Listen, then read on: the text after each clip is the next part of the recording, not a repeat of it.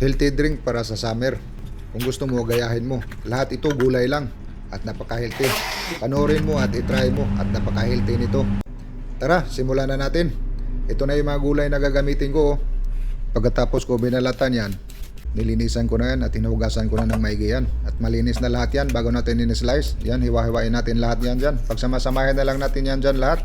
Kamates, bell pepper, sibuya, pipino. Yan, sama-sama na lahat yan dyan. Yan yung pipino. Tabas-tabasin lang natin lahat yan dyan. Sama-samahin natin yan lahat. Yan yung sibuyas. I-slice mo rin para hindi mahirap durugin. Kaya kailangan din ng i-slice natin ng konti. At ito naman yung bawang at almendras. Dudurugin ko rin yan. At lagyan na rin natin ng asin. Timplahan na rin natin para lalong sasarap yung healthy drinks natin. At lagyan din natin ng suka o vinagre hiris yung tawag dito. Yan. At isama-sama lang natin yan lahat dyan. Yan, lagay natin dyan. Kung mas maganda kung hiwa-hiwain mo ng maigi, yung maliliit para madali lang durugin. Pero okay na to sa akin. At lagyan din natin ng olive oil para lalong sasarap yung healthy drinks natin. Lagyan na natin ng pan para lalong lalapot. Pangpalapot to yung pan at pangpadagdag sarap na rin.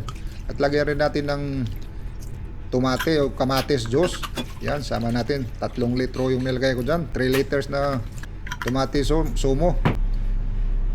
Paglagyan na rin natin ng kumino. Yung tsansahan lang yung kumino. Mahirap magtimbang. Yan.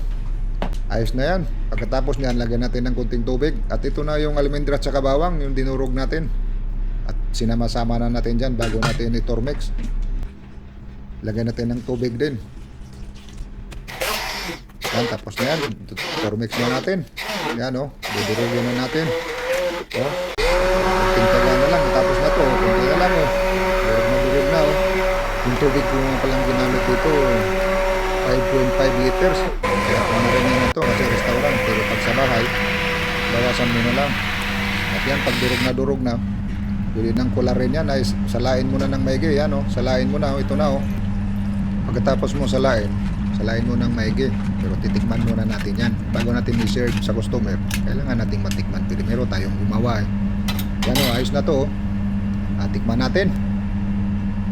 Oh, grabe, napakasarap nito. At lalong masasarap to pag malamig na malamig. Ayos.